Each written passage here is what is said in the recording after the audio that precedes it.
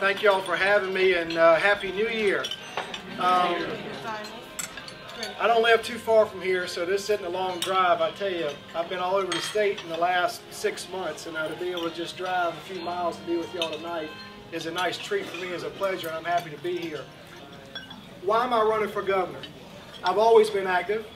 I was chair of the party here, and I've watched as I've grown my business. I've watched, one, what's happened to our state, and I've watched, two, in the way our Democratic candidates have run statewide. Where are we in South Carolina? Why is it that we continue to be near first in unemployment? Why is it that we continue to be near last in education? Why is it that rural South Carolina has the highest dropout rates of any state in the entire country? Why is it that in South Carolina we have some of the highest poverty rates of any state in the entire country?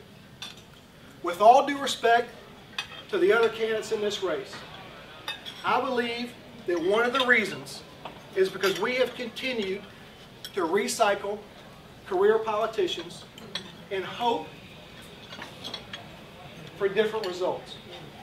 I believe that it is time for the next governor to come from the private sector, a governor who has built a successful small business, a governor who signed both sides of a paycheck, a governor who refuses to take special interest money on the way to Columbia, because let's face it, if you take the special interest and the PAC money on the way there, you're beholden to them once you get there.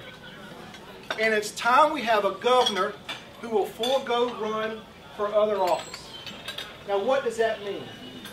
That means that going in, it will never be about my politics.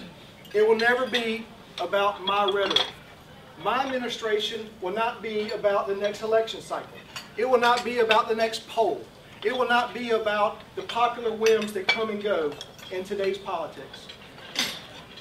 By definition, by foregoing run for other office, it can never be about me. It has to be about people. It has to be about this state. It has to be about tackling the issues that have held us back. Let's talk about those issues. For so long, I have watched our statewide candidates run, and this is the way they run. The game plan is, I'm going to go as far to the right as I can. I'm going to shy away from the issues. And I'm going to hope that the independents and the Republicans jump the fence and come with me. Guess what? It has not worked. It's not going to work now. And it's not going to work in the future. When's the last time that a football team, in their game plan, said, I'm going to rely on the other team to score my points? There's a reason why you don't do that. Because it's a bad game plan. So what do we have to do to win in South Carolina? I believe that it doesn't take any courage to stand up to the Republicans when Mark Sanford goes to Argentina. That's easy. Okay? That's easy. Let me tell you what takes courage. Courage is standing up to the Republican Party on the issues. That takes courage. Let me give you two issues. Patriotism. Does it ever bother you that Republicans claim a monopoly on patriotism? Yes. Does it bother you in your stomach? It bothers me in mine. In this campaign already, Gresham Barrett, who's a Republican congressman, candidate for governor, he's one of my opponents in this race. He drafted a letter to President Obama.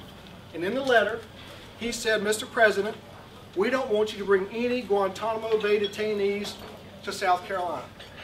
And he sent it to all the candidates and asked us to sign it and then send it on to the president.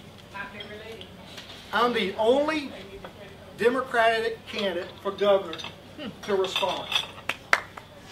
What did I tell Gresham Barrett to do? I told him to take his letter and shove it.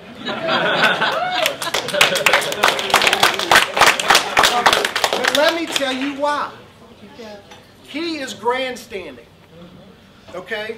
The issue is not Do we want terrorists in South Carolina? Because of course we don't. But the issue is, when in 2001, a Republican president, George Bush, brought detainees right here in North Charleston to the Naval Brig, what did Gresham Barrett say? Nothing. Quiet as a church mouse. I have a problem with that. I have a problem with that. If I am governor of South Carolina and my commander-in-chief asks my state to do our part on the war on terror, I'm going to do it. I'm going to do it. There's another issue. What is the hottest issue in America right now? Health care. That issue is white hot. Okay? The only candidate in this race to come forward and say, you know, if a public option is part of the federal plan and our Republican legislature opts our citizens out of it, I'm going to veto that bill.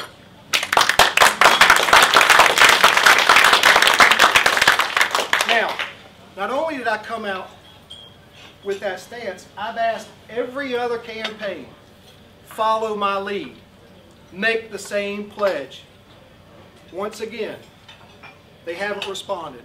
Why? Because this is their strategy. That campaign is worth 44% of the vote in this state.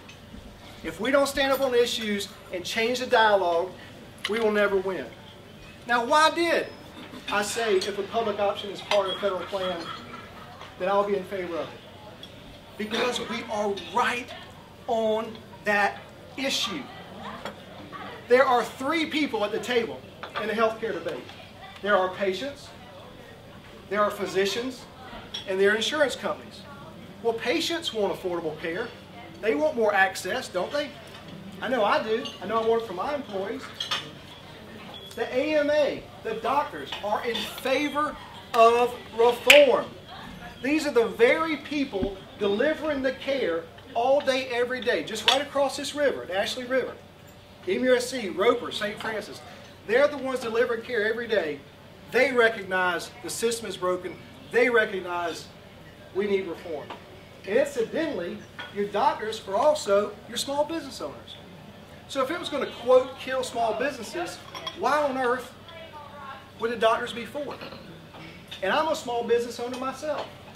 But I recognize that a healthy population is a productive population. A productive population is attractive for industry and jobs. We're right on that issue. But if we don't stand up to the Republicans on the issues, we will never change the dialogue in this state, and we will never win. The insurance companies in Washington and in Columbia have had an unhealthy grip on health care in this country. And it has to stop. Well, let me tell you the type of governor that can make it stop. One from the private sector, who's told the special interests to pack money, I'm not taking your money. And oh, guess what? I'm going there to do a job that's been neglected for an awful long time. That's the type of professional leadership that can move our state forward. This campaign, we're just starting in 2010, and I can tell you, it's going to get exciting. It is going to get exciting, and it needs to be. It needs to be. The Republican Party rebuilt themselves through the 1980s with competitive primaries, and that's exactly what we have right now in South Carolina. And I am honored, and I am happy to be a part of it. And you know what? I am excited to give our state the option, a candidate who will run strong on the issues, will not back down to the Republicans, and that's the campaign I'm running. That's the campaign that I will continue to run.